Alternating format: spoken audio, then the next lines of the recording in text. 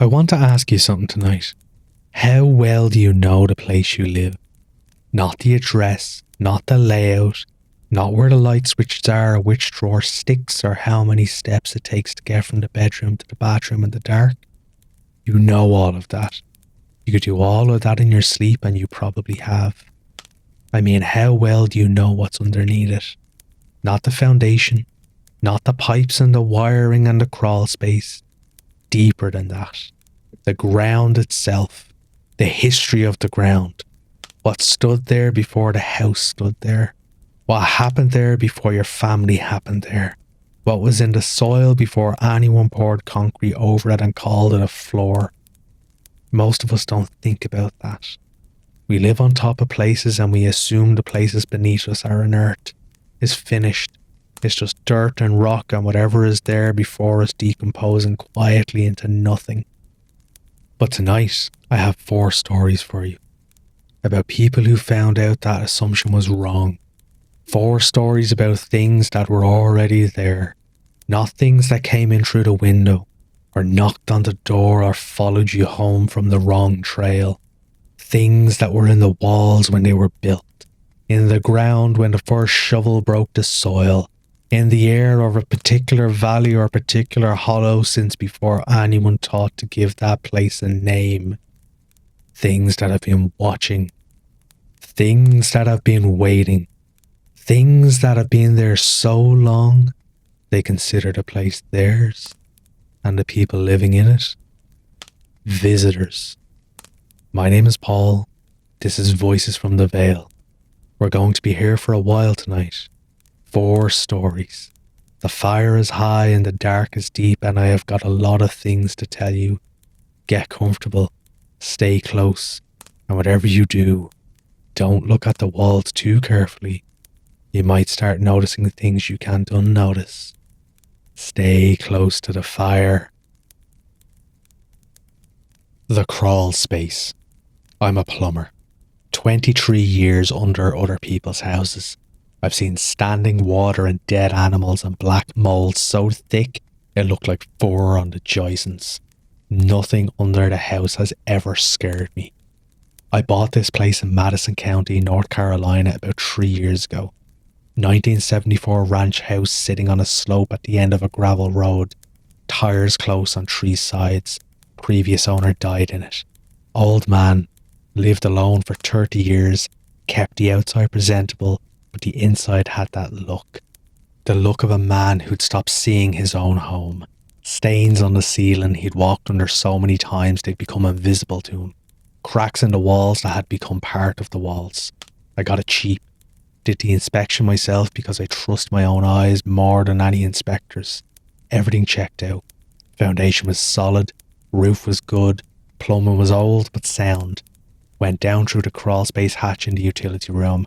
Standard setup, plywood cover, friction fit, ladder bolted to the floor joisting, 18-inch gap between the joisting and the dirt, vapor barrier in decent shape, pipes running where they should. Nothing unusual. I moved in the March, lived alone, which I'm used to, spent the first few weeks doing what you do in a new home, learning it. Every house has a language. The furnace has a cycle, the water heater clicks and hums, the frame expands and contracts with the temperatures, and every joint has its own particular sound. And after a few weeks, you know them all by heart. They become the background of your life in that place, as familiar as your own breathing. By the end of the first month, I knew every sound that house made. In the 4th week, 2 a.m, something woke me and I lay there in the dark trying to figure out what it was. Because it wasn't of any sound I'd learned. Not the furnace, not the water heater, not the frame settling. Something below the floor. Slow, continuous, covering distance. Like something moving across the dirt floor of a crawl space from one side of the house to the other. Not the quick scurry of an animal. This had patience to it. Weight. Direction. It moved from the far end of the house towards the utility room over the course of maybe 20 minutes, and then it stopped. Next night, same thing, same sound, same direction. third night I had enough. Told myself raccoon, maybe possum that had found its way in through the foundation vent. Decided to go down in the morning and sort it out. 23 years of plumbing. I've evicted more animals from crawl spaces than I can count. First thing in the morning, I went down the hatch with a flashlight and a broom handle. No animal, I checked everything. No droppings, no nesting material, no fur caught on the vapor barrier, no tracks in the dirt. The foundation vents were intact. Screens in place, no gaps. Nothing had gotten in. But in the corner furthest from the hatch, back behind the furnace ducts, where the light barely reached, the dirt was wrong. There was a depression in it, smooth, even, the kind of mark an animal makes when it beds down, too uniform, too deliberate. The dirt had been compressed into a shape, pressed down by something heavy that had been lying there for what looked like a long time. The shape was roughly the size and proportions of a person lying on their back. I crouched down there looking at it with my flashlight, and I went through every possible explanation I could think of. Settlement, moisture pooling and compressing the soil, a bag of concrete or a roll of insulation from the previous owner had stored down there and later removed, leaving an impression. I went with settlement, went back up, put the hatch cover on, and I went to work. That night the sound was louder, closer to the underside of the floor. I lay in bed and I could track the path by sound, moving from far side of the house towards the utility room, passing under the hallway, passing under the bedroom, passing directly under my room, directly under my bed. I felt a faint tremor through the mattress as it passed, the kind of vibration you dismiss as the furnace if you hadn't been listening, if you didn't know better. In the morning I went back down. The depression had moved. It wasn't in the far corner anymore. It was closer to the centre of the crawl space, directly below the hallway. The same smooth compression shape, the same size but in a new position, maybe 6 feet from where it had been the day before. I stared at it for a long time. Then I went back up and got a can of orange spray paint from the garage, and I went back down and I painted an outline around it. Bright orange on the dark dirt, exact position, exact shape, so there would be no question in the morning about whether it had moved or whether I was misremembering. In the morning it was 6 feet from the outline, closer to the hatch. I tracked it for a week, graph paper on the refrigerator because that's who I am. When something doesn't make sense, I measure it and I record it and I try to find a pattern. 2 to 3 feet per night, straight line, no deviation, heading directly for the hatch in the utility room floor. The only way up. On the 8th night, I lay in bed and did the math. 4 days. I kept going down every morning to check, even though by this point the checking had stopped feeling like investigation and had started feeling like something else, something closer to watching a countdown. On the night morning I went down and the shape had changed.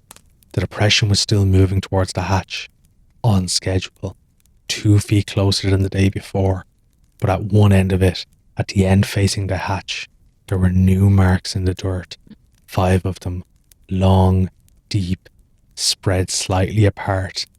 I got close with the flashlight. Fingers. 5 direct impressions hard into the dirt, the kind of mark a hand makes when it's pressed flat against a surface with the full weight of an arm behind it. Not scratches, not root marks. 5 fingers spread, pressed deep, at the leading edge of the shape that was crawling through the dirt towards the only exit. I looked at the shape more carefully than I had before, traced its outline with the flashlight, and I saw what I hadn't let myself see in the previous 9 days of tracking it. It was more detailed when I'd first found it. The depression in the corner had been vague, a general impression, a suggestion of form. Now it was specific. The outline was sharper. There were contours in the dirt that hadn't been there before. The suggestion of shoulders, the compression where a hip would be. It wasn't just moving towards the hatch. It was becoming more complete as it moved, more defined, more like a body, assembling itself in the dirt underneath my house. I did not go back down, but I could hear it every night, heavier now. The sound had changed over the course of a week from something like light moving across loose dirt to something with a substance pressing against the underside of the floor joists. The boards above the crawl space creaked faintly as it passed, a sound I might have attributed to the house settling if I hadn't known exactly what was making it and exactly where and how many nights it had left before it reached the hatch. 2 nights. 1 night. On the 12th night, I was standing in the utility room doorway, every light in the house on, staring at the plywood hatch in the floor. It moved. Not by much, a fraction of an inch. The plywood lifting against its friction fit and settling back, then lifting again, then settling. A slow, rhythmic testing, like something underneath was pushing upwards with one hand and gauging the resistance, learning the weight of it, figuring out what it would take. I went to the garage, got a sheet of 3/4-inch plywood, cut it to fit the hatch opening, screwed it down with 3-inch deck screws, 16 of them, 4 per side, sunk deep into the floor joisting, got a second sheet, screwed that down over the first. Then I dragged the refrigerator over and put it on top. I sat in the kitchen for the rest of the night, listening. The testing continued for about an hour, a slow, steady pressure from below, pushing up against the screwed plywood, then realizing, then pushing again, patient, unhurried, the way you test a locker door if you had nowhere else to be and all the time in the world to figure it out. Then it stopped. Silence for a long time. Long enough that I started to wonder if whether it was had given up, had retreated back to the far corner, had gone back to being a vague depression in the dirt. Then a single impact against the underside of the hatch. Hard enough that I heard the deck screws creak in the joints. Then silence. Then another one. Not frantic, not desperate, measured. One hard, deliberate impact every 30 seconds or so. Like knocking, like a very patient knock on a very thick door. That went on until dawn. In the morning I called a concrete company, told them I had moisture issues in the crawl space and wanted it sealed. They pumped 4 cubic yards of concrete through a hole in the foundation, filled the entire crawl space solid with dirt to joisting. I stood in the utility room the whole time, standing on the plywood over the sealed hatch with the refrigerator pushed aside for the pour. The floor vibrated while the concrete was going in. The crew outside didn't notice. They were running the pump, making noise, doing their job. But I was standing right over it and I felt it. A vibration that had nothing to do with the pump, coming from directly under the hatch under the plywood. Something pressing upwards, very hard. Then nothing.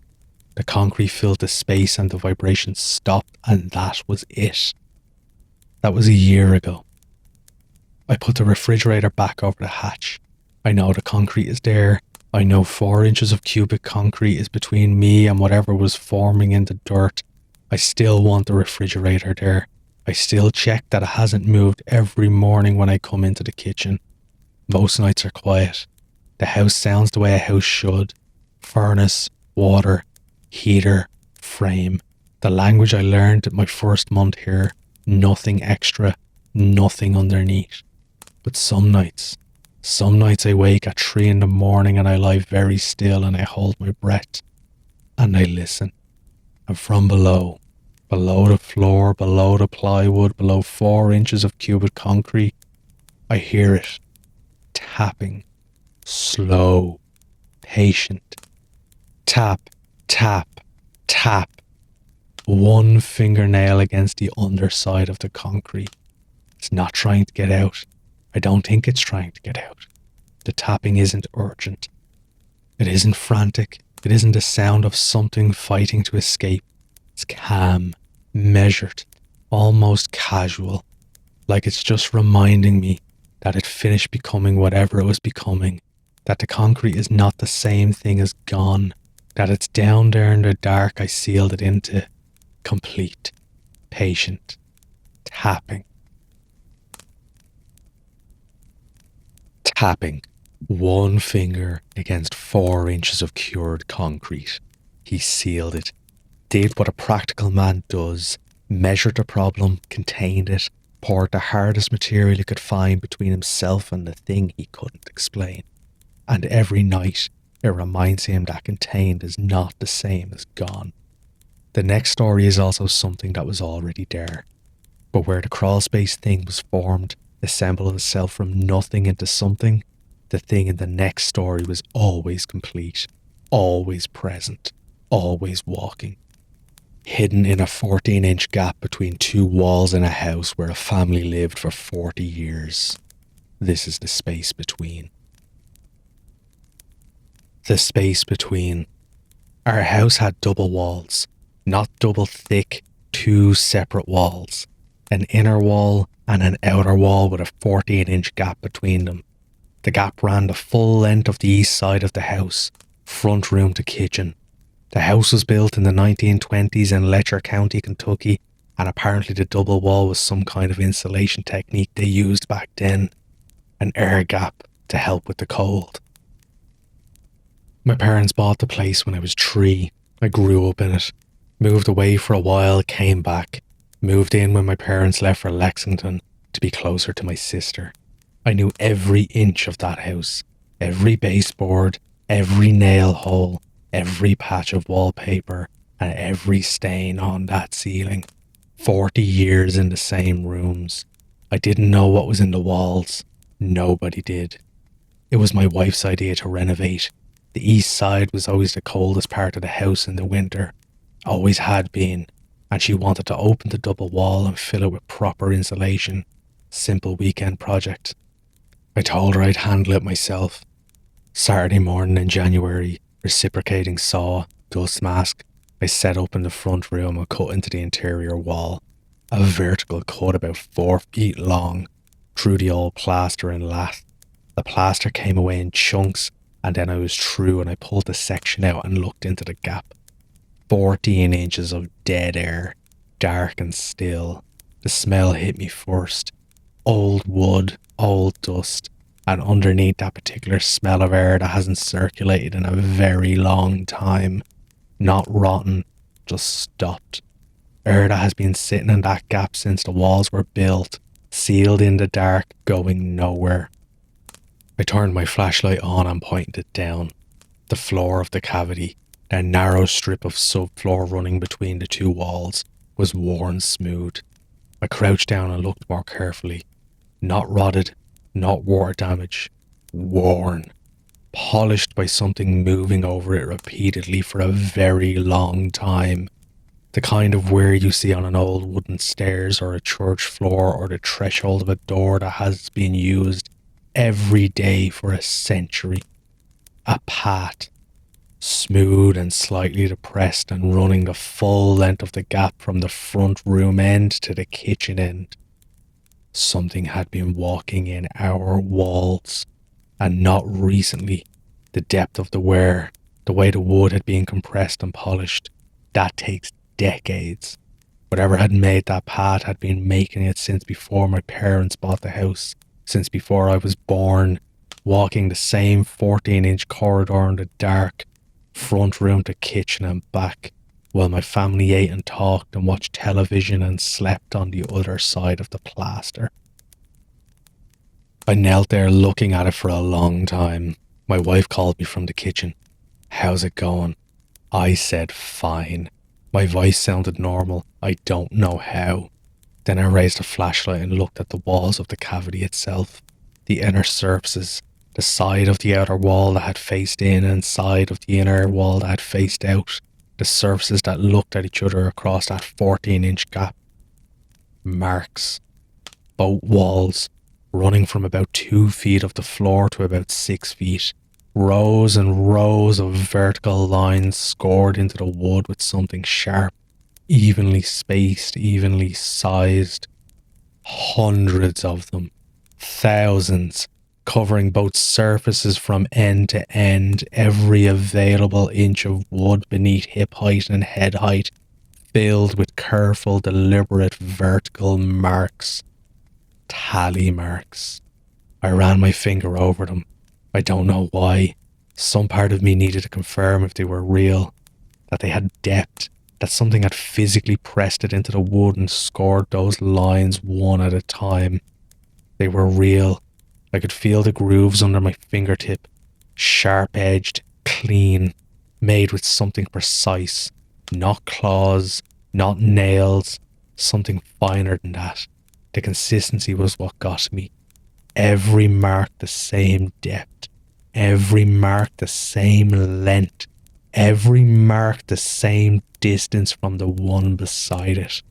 Whatever had made them had not been hurried or agitated or desperate.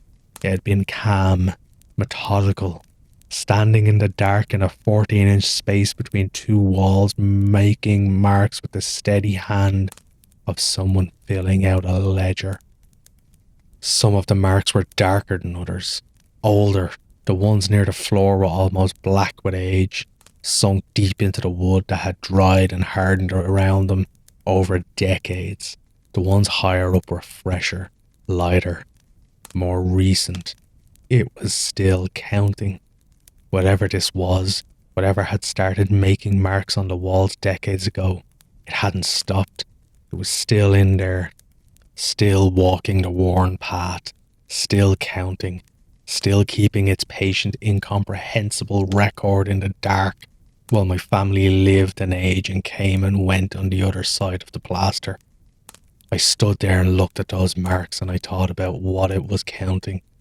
Days, nights, years, the number of times it walked from one end to the other, the number of footsteps I heard through the plaster, the number of times someone in my family passed by on the other side of the wall, close enough to touch it, if the wall hadn't been between them.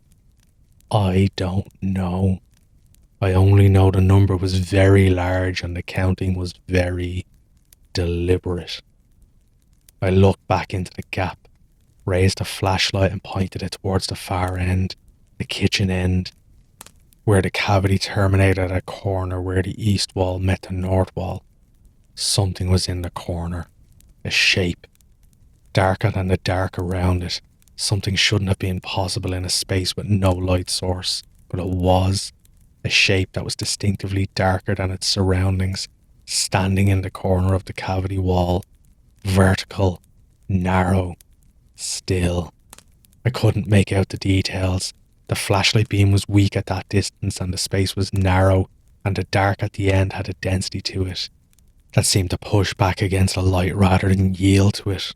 I could only see the outline, the shape, Persian-shaped but too narrow, compressed by the 14-inch space into something that had adapted to the gap, the way water adapts to a pipe.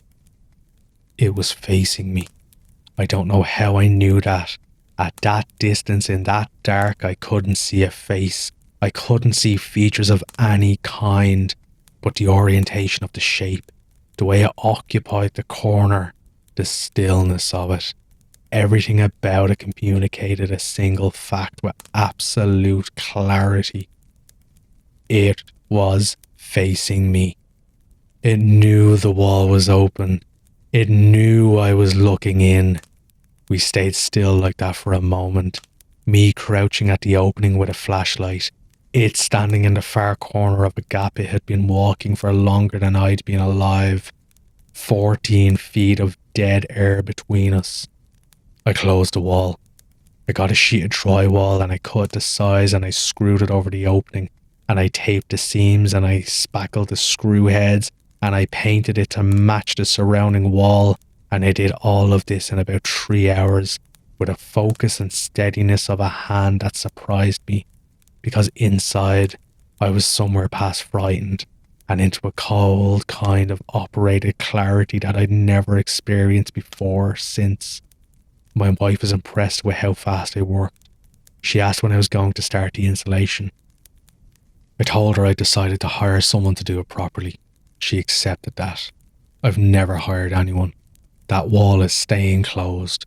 Whatever is in that gap is staying in that gap, and the plaster and the drywall and the speckle and the paint are staying between us. That night I lay in bed and I listened to the house the way I'd listened to it my whole life.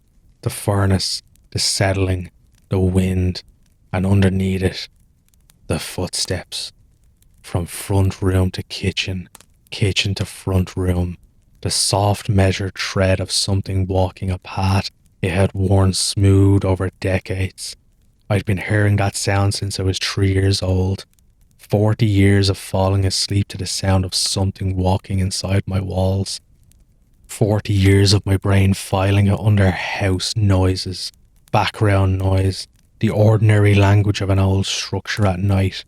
I think about my childhood bedroom, the wall beside my bed, my hand against it in the dark. I used to lie there as a kid and press my palm flat against the plaster and feel the coolness of it, and it made me feel safe, solid. The wall was there, the house was there, everything was where it was supposed to be. The double wall was on the other side of the house from my bedroom. I knew that. The gap ran along the east side and my bedroom was on the west side. Whatever was in the walls was not directly behind the plaster. My hand had touched it every night. But the footsteps had passed through the whole house, front room to kitchen and back.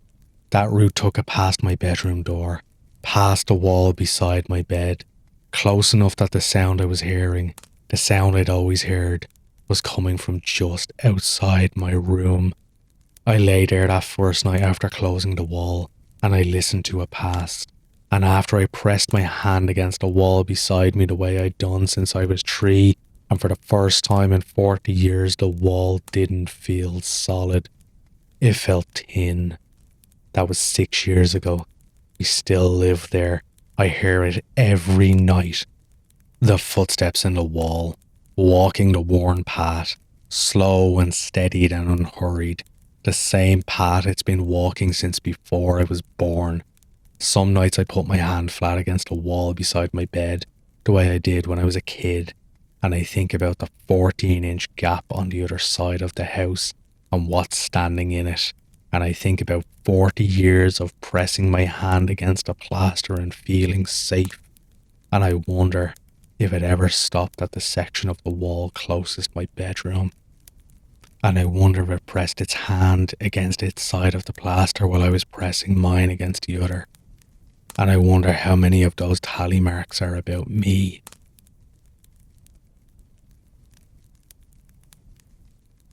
How many tally marks are about him? That's the question I can't put down. Not how many marks there were or what was the counting or what it looked like standing in the corner, but the possibility that it was keeping a record of him specifically, that the marks were about the boy on the other side of the wall, the boy with his hand against the plaster every night, the boy who grew into a man and came back and moved into the same house and never knew what was 14 inches away in the dark, keeping count. The next story goes deeper, not into a wall, into the ground, into the soil of a farm that a family has worked on for 3 generations, into the base of a mountain that the Cherokee called a name that should have been warning enough. This is the root. The root. The first time I found one I thought it was a bone. My family has farmed the same 60 acres at the foot of Old Bald in Avery County, North Carolina for 3 generations. Tobacco mostly, some cattle. My grandfather cleared the first field. My father took over for him. I took over from my father. Same dirt, same creek, same view of the mountain from the back porch every morning for as long as anyone in my family can remember. I was spring ploughing the bottom land near the creek about 8 years ago when the disc turned something up. Pale, about 18 inches long, curved, smooth in a way that things you pull out of the ground are usually not smooth. No roughness, no pitting, no texture, just this dense, pale, slightly warm object lying in the turned soil like it had been waiting to be found. I picked it up thinking it was a bone. Cow bone, horse bone, the remains of some animal that had died in the field years ago and had been ploughed under and was surfacing now the way things surface when the soil turns enough. It wasn't bone, wrong texture, too dense, too heavy for its size, closer to the wood than bone, but not wood either. Some material I had no reference for, organic clearly. It had the feeling of something that had grown rather than been made, but I couldn't match it to anything I'd pulled out of the ground in 30 years of working this soil. And it was shaped like a finger, not exactly the proportions of a human finger. The taper was close but slightly off. The curve was closed but too gradual, close enough that my hands did not want to hold it anymore, far enough from exact that I couldn't tell myself it was a finger and deal with that straightforward horror. It was something else, something that resembled a finger the way a photograph resembles the thing it photographs. Same shape, different substance, something lost in the transition. I told myself, root, old root from a hardwood that had been cleared from this field before my grandfather's time, compressed by 60 years of soil pressure into something that coincidentally resembled what it resembled. I put it in the barn, set it on a shelf, and I went back to ploughing. 2 weeks later, the disc turned up another one. Different part of the field, maybe 100 yards from the first. Same colour, same texture, same impossible smoothness. Longer about 2 feet, and at one end there were segments, points where the object narrowed slightly and then expanded again in a regular rhythm. 3 of them, evenly spaced. Knuckles. I held it up in the afternoon light and turned it slowly and looked at the segments, and I could feel my mind doing 2 things simultaneously, reaching for the rude explanation and failing to grip it. I took it to my father. He was on the porch. I handed it to him without saying anything, and he turned it over in his hands the way he turns over anything. Slowly, carefully, reading it with his fingers the way a man reads something he's been thinking about for a long time. He held it up, looked at the segments, ran his thumb along the taper, and then something opened in his face. Some door he'd been keeping shut.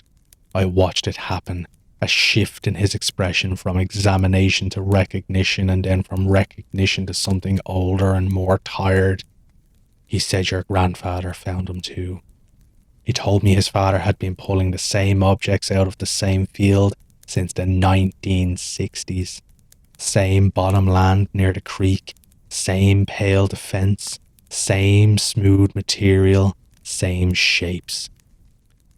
He'd taken a few of them to the county extension agent, who said root, took one to a professor at Appalachian State, who said compressed organic material, very old, probably remnant hardwood root system. My grandfather accepted these answers with the partial conviction of a man who knows what roots look like and knows what these looked like, and knows that the two are not the same, but who doesn't have the vocabulary to argue with a professor. He kept them, put them in a box in the barn. My father had added to the box over the years.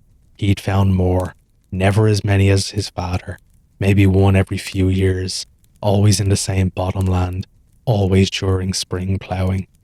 We went to the barn. The box was on the shelf behind the feed tins. Old apple crate, dusty, and I lifted the lid. Maybe 20 of them. 6 inches to nearly 3 feet long. All the same material.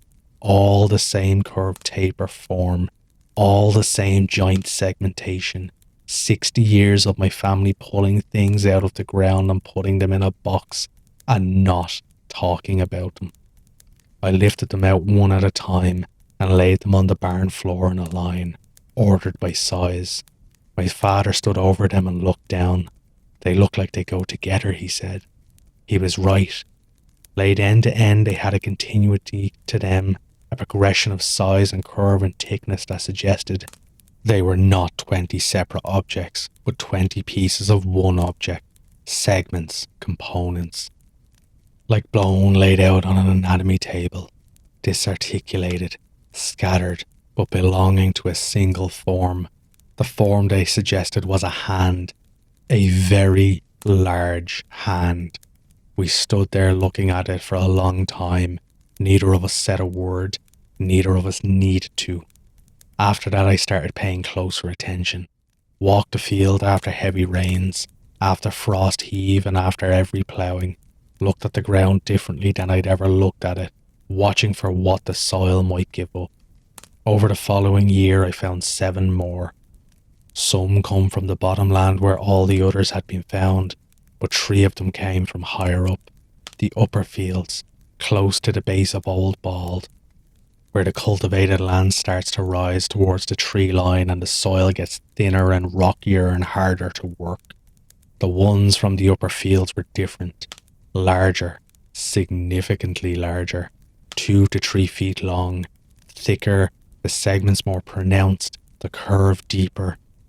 They felt heavier than they should have for their size, dense in a way that suggested they were solid all the way through, no hollow center, no marrow, no cavity, just solid, smooth material from surface to core. And they were warm. I noticed with the first one I pulled from the upper field, not dramatically warm, maybe 3 or 4 degrees above the temperature of the surrounding soil, but distinctively, unmistakably warmer. I held it against my forearm, and I could feel the difference. The bottomland pieces had always been soil temperature, cold and inert. The upper field pieces were warmer, not from the sun. I'd pulled this one from 8 inches down, warm from something else, warm from the inside. I brought one of the upper field pieces into the house one evening, didn't tell my wife what it was, just set it on the kitchen table and said I'd found something interesting in the field. She picked it up and turned it over and made a face and said it looked like a finger, and I said I know, and she laughed and set it down and went back to cooking. It sat on the kitchen table through dinner. I kept looking at it. In the kitchen light under the overhead fluorescent, it looked different from how it looked in the field, more defined. The segments, the knuckle joints were clearer, the taper was more pronounced, and the warmth of it was obvious now. My wife had held it for maybe 10 seconds and hadn't mentioned the warmth, but I could feel it from across the table, a faint radiation. The kind of warmth you feel coming off a person's skin when you hold your hand close to theirs without touching. After dinner I picked it up, and I held it for a long time. I took it to the barn and put it in a box. When I came back inside, my wife asked what it was. I said, old root. She said it didn't look like any root she'd ever seen. I said, I know. She looked at it for a moment and then she let it go. The way spouses let things go when they can see the edge of something in your face that they've decided not to push forward. That night I dreamed about the mountain. Not a nightmare, nothing dramatic happened. I was standing at the base of Old Bald and looking up at the summit, and the ground under my feet was warm, and I could feel something below it. Not movement, not sound, a pulse, slow and deep and steady, the way a heartbeat is steady, the way the breathing is steady when something very large is sleeping deeply. The mountain was breathing. In the dream I could feel each breath through the soles of my boot, a slow expansion and contraction of the ground itself, and I stood there and I felt it and I was not afraid. I was very small. That was the feeling, not fear, smallness. The understanding that I was standing on something alive and that it was large, that my entire farm, my entire family's history on this land, 3 generations of ploughing and planting and harvesting and living and dying, all of it was taking place on a small patch of skin on something that was sleeping. I woke up and the feeling didn't leave. It hasn't left. I went to the base of Old Ball with the soil thermometer, at the edge of the tree line where the upper field ends and the mountain slope begins. I drove the thermometer into the ground and I waited, 6 degrees above the temperature of bottomland soil, 300 yards away. I pulled it out and I drove it deeper. 12 inches. The temperature rose. 18 inches. Rose again. 2 feet. Still climbing. I stood at the base of that mountain and I looked up at the summit. The bare rocky crown that gave it the name Old Bald. Treeless, exposed, catching the light in a way that had always seemed to me like the mountain was the highest and most visible thing in the landscape on purpose, like it wanted to be seen from a distance. And I thought about something my father had mentioned once years ago. The Cherokee name for the mountain. He said it didn't translate clearly into English. The closest he'd heard was the mountain that is awake, not haunted, not cursed, not dangerous. Awake. As though the living part was a given, as though the only question was whether it was sleeping or not. I went back to the barn that evening and opened the box, and I took all the pieces out and I laid them on the floor, and I did something I've been avoiding. I put them together. Not physically. They didn't connect. Didn't have joints or sockets. They didn't fit together like a puzzle. But I arranged them by size, by curve, by angle of the taper. I spent an hour on the barn floor moving pieces around, trying different configurations, treating it like I was assembling a skeleton from fragments. When I was done, I stepped back and looked at what I'd made. It wasn't a hand. It was part of a hand. A small part. Maybe 3 fingers and a portion of the palm assembled from 60 years of fragments pulled from the top 12 inches of soil across 60 acres of farmland. 3 fingers. I stood there and I thought about the scale, about how many more pieces were down there that the plough had never reached, about the deeper ones than 12 inches, about the ones that were still connected to whatever they were connected to, and about the fact that I was looking at what was equivalent to finding 3 fingernails on a beach and trying to imagine the body they belonged to. I put the pieces back in the box. I put the box on the shelf. I turned off the barn light and I walked back to the house in the dark, and I could feel the ground under my boot warm and solid and patient, and I didn't look up at the mountain. I haven't tried to assemble them again. I keep farming. Every spring I plough the bottom land and the upper fields, and every spring the disc turns up a few more pieces. I pick them up and take them to the barn and add them to the box. The box is heavy now. 60 years of accumulation. I didn't follow the pieces back to their source. I don't dig at the base of the mountain. I don't drive the soil thermometer down past 2 feet to find out how warm it gets. I don't think about the shape that 60 years of fragments would make if you assembled them correctly. I just farm. Some evenings I'm on the back porch and the light hits the bald summit of Old Bald just right. That low October light that turns everything gold and makes the mountain glow. And for a moment it looks like something up there is looking back at me. Not with eyes, with attention. The way you feel attention of something very large, very still, that knows you're there and has known that you're there your entire life, and your father's life and your grandfather's life, and has been watching your family work at soil with a patience that has nothing to do with time as you understand it.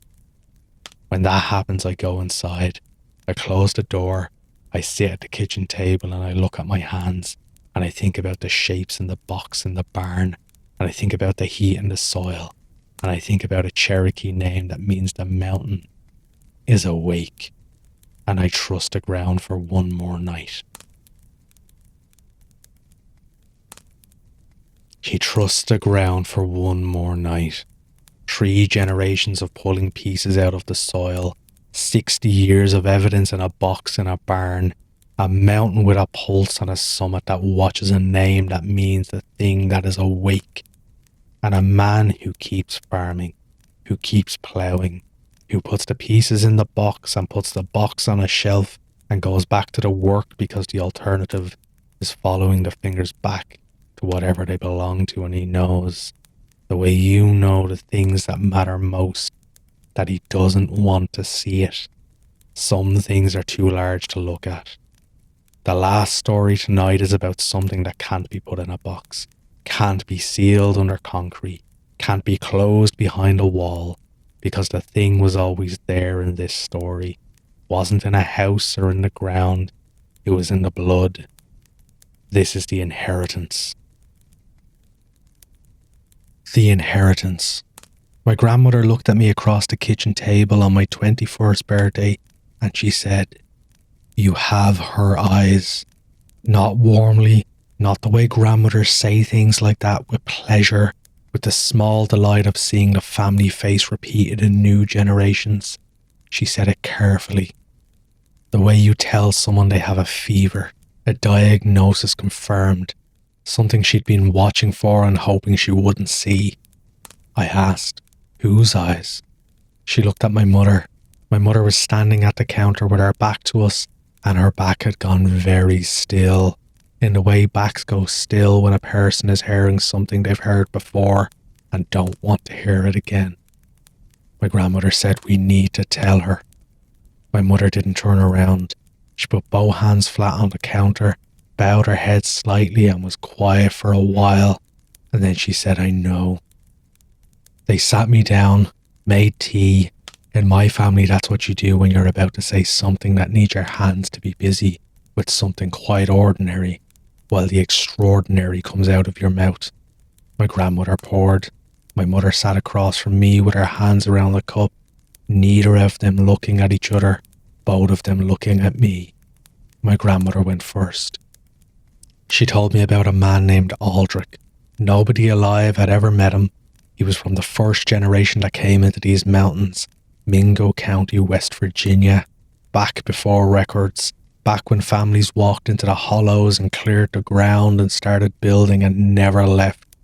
She told me he married a woman from another family in the valley and they had 3 children. And he lived in that hollow for 11 years before his wife understood what he was. She didn't tell me what he was. She showed me the family Bible instead. Heavy leather cover, old brass clip, pages thick and soft with age. She opened it to the page near the front where the family names were recorded. Births, marriages, deaths. Written in different hands over generations, the ink fading from black to brown to something barely legible at the oldest entries. One name had been scraped away, not crossed out, scraped, removed from the page with something sharp, the paper thinned to almost to transparency at the spot, the fibres roughed and raw. Someone had wanted that name gone badly enough to damage the Bible to do it. His wife had done it, after 11 years, after she understood. My grandmother closed the Bible and set it aside and looked at me. She told me the women in our family had always known there was something wrong with the bloodline. Not wrong the way the disease is wrong or the way madness is wrong. Something quieter, more specific. Something that doesn't appear in every generation, but surfaces every third without fail, skipping 2. Landing on the third with the regularity that felt less like chance and more like a clock. She said it showed in the eyes first. Always the eyes. A quality she couldn't fully describe. She used the word depth. Said it again. Depth. Like she was searching for the right word and finding only the one and knowing it wasn't enough, but having nothing closer. She said my mother had it. Your great-grandmother. It skipped me, it skipped your mother. She looked at me, the careful expression, the diagnosis. It landed on you.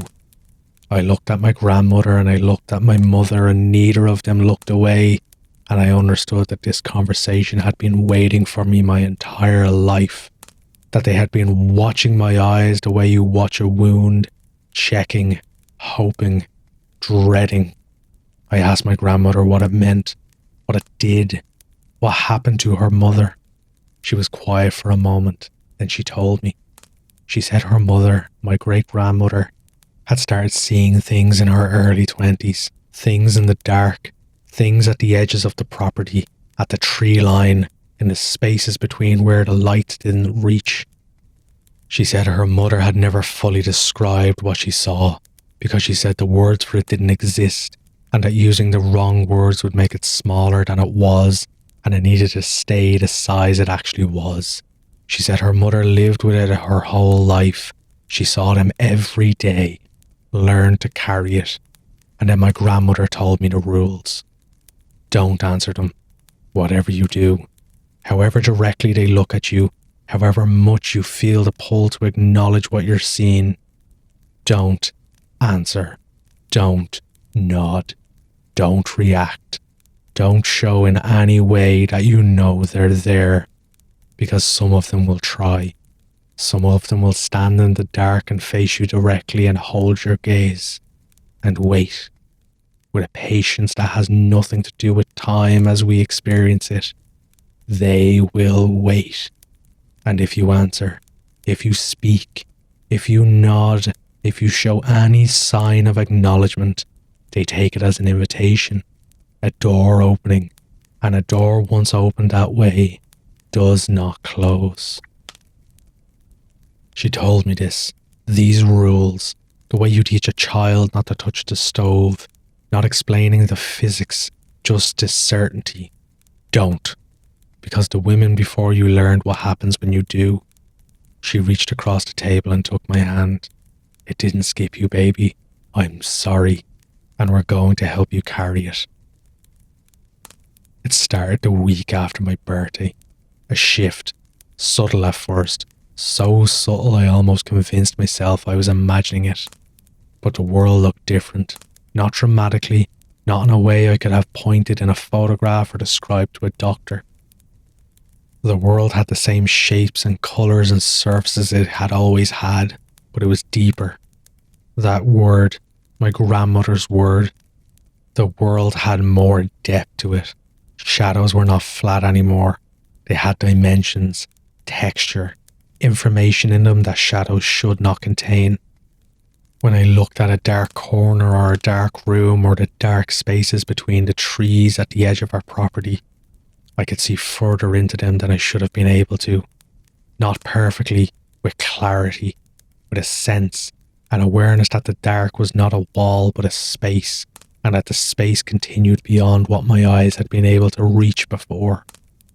And there were things in it. I saw the first one on a Tuesday evening, standing at the kitchen window, looking out at the yard. Dusk, the light going fast the way it does in the mountains in winter. The tree line at the back of the property was already in shadow, and at the edge of that shadow, just inside the trees, something was standing. Not a deer, not a boar, not a person.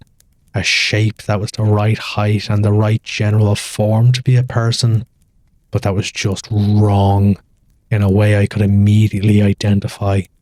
The proportions were off. The stillness was off. People aren't still the way this thing was still. Even a person standing motionless shifts their weight, breathes visibly, occupies space with the small, constant movements of a living body. This was a stillness that went deeper than not moving, a stillness that felt structural. I watched it for maybe 30 seconds. Then the dark shifted, the way the dark shifts sometimes when a cloud moves over or their last light changes angle. And it was gone. Not gone the way something leaves, gone the way something stops being visible. I told myself it was a shadow, told myself maybe a tree trunk, told myself the light was bad and my eyes were adjusting to the new depth and I was interpreting ordinary shapes as extraordinary ones. Then I saw another one. 2 days later, different location, standing at the edge of the field between the house and the barn, same impossible stillness, same wrong proportions, this time closer, maybe 40 yards from the kitchen window. Then another and another, always at dusk or after dark, always at the edges, tree line, fence line, the far side of the field, the boundary between the lit space around the house and the dark just beyond it, standing and watching with the particular quality of attention that you feel when you can't see the face of the thing directing it. My mother knew. She watched me the way you watch someone going through something you can't fully understand, but recognize from descriptions you've carried your whole life. She didn't ask what I was seeing. She didn't need to. The worst one was on a Wednesday. Ordinary day, I was in the barn checking on the equipment, and the light was coming through the gaps, in the siding the way it does in the afternoon, long bars of gold with dust floating in them. I turned around to get a wrench from the bench, and one of them was standing between me and the door. Inside the barn, 10 feet away, in the bars of the afternoon light, I could see it more clearly than I'd seen any of them before. The daylight should have made it less frightening. You'd think seeing something clearly would be less terrible than seeing it as a shape in the dark. It was worse. It was worse because the clarity showed me how wrong it was. The height, wrong. Extended past what a human frame allows. The proportions, the limbs too long for the torso too narrow for the shoulders. Everything assembled from the right components in the wrong ratios. And the face. I saw the face. I'm not going to describe it. My grandmother told me once that her mother stopped trying to describe it, what their faces looked like, because every word she used made it smaller than it was, made it manageable, put it in a box that language could close. She said some things needed to stay the size they actually are, and describing them is a way of shrinking them, and she didn't want to shrink them, because the size was the point. The size was what you need to remember. She was right. I will tell you this. It was looking at me, directly at me, and its expression, if you could call it that, was patient. Old. The kind of patience that comes from having waited for something for so long that the waiting has become the thing itself. It wasn't waiting for me to do something. It was just waiting. The way a mountain waits. The way the deep sea water waits. I stood there and I felt the pull, stronger than it had ever been. Not a pull towards it physically, a pull in my throat, in the muscles of my jaw, the urge to open my mouth and speak, to say the words that were sitting behind my teeth the way words sit behind your teeth when you're holding them back in a conversation. I see you. That's what wanted to come out. 2 words. The most natural words in the world when someone is standing 10 feet from you and looking at your face. I didn't say them. I closed my eyes. I turned my back on it. I stood there facing the wall of the barn with my eyes closed and my fists clenched, and I breathed slowly and I waited. After a long time I opened my eyes and I turned around. The barn was empty. Afternoon light, dust floating. The space where it had been was just space. I went to the house and I sat at the kitchen table and my hands shook for about 20 minutes. Late November, I was walking back from the mailbox at the end of the road. Dusk, the light almost gone. The trees on either side of the road were already in full shadow and the road itself was that particular grey that happens in the last few minutes before dark. There were 3 of them standing in the road ahead of me, not together, spaced apart, at maybe 50 yards, one at 30, one at 15, standing in the road, evenly spaced, all 3 facing me. I stopped walking, stood in the road with the mail in my hand and looked at them and understood that the spacing was deliberate, that they were measuring something, my reaction, my resolve, the distance at which I would break, the closeness I could tolerate before the pull became too strong and the words came out. I put my head down, I looked at the gravel and I walked past the first one, 50 yards, 30, 20, 10, past it. The air around it cold and dense and wrong. The pull in my throat so strong I bit the inside of my cheek, hard enough to taste blood. Past the second one, closer now. The cold deeper, the pull worse. The third one was at 15 yards and I could feel it before I reached it, the way you feel a fire before you see it. A radiance, a warmth that was not warmth, and the pull was a physical thing now. A pressure in my jaw, in my throat, in the muscles of my tongue, and I walked past it with my eyes on the gravel and my teeth clenched, and the taste of blood in my mouth, and I did not speak. I did not speak. I got to the house and went inside and I locked the door and I stood in the hallway with my back against it and the mail scattered on the floor and I breathed. My mother came around the corner and looked at me. She didn't ask. She couldn't see what I'd walked through, but she could see what it had cost me. She could read it on my face the way her mother had read it on her grandmother's face decades ago. She picked up the mail. She made me tea. She sat with me at the kitchen table until my hands stopped shaking. And then she said it quietly. My grandmother used to come inside looking like that. My mother told me.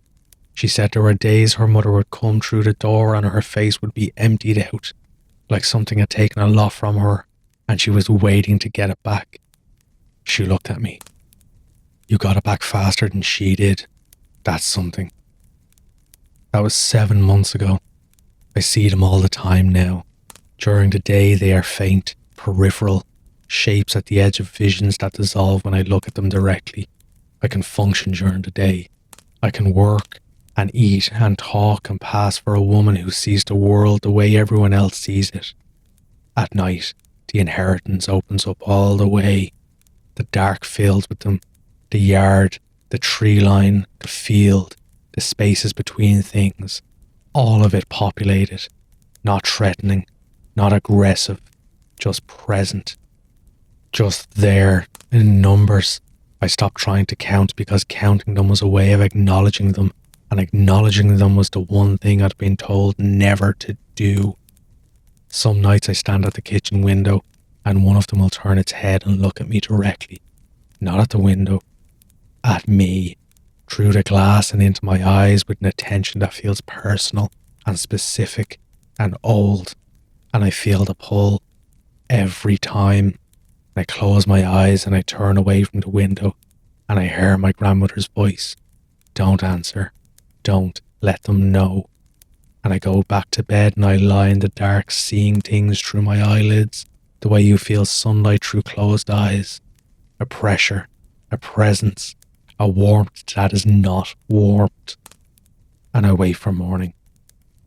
And in the morning the yard is empty and the trees are just trees and the world is thin bright surface it is during the day. And I carry it, the way my great-grandmother carried it, the way every third generation woman in my family has carried it, since a man named Aldrich walked into these mountains and married a woman who didn't know what he was.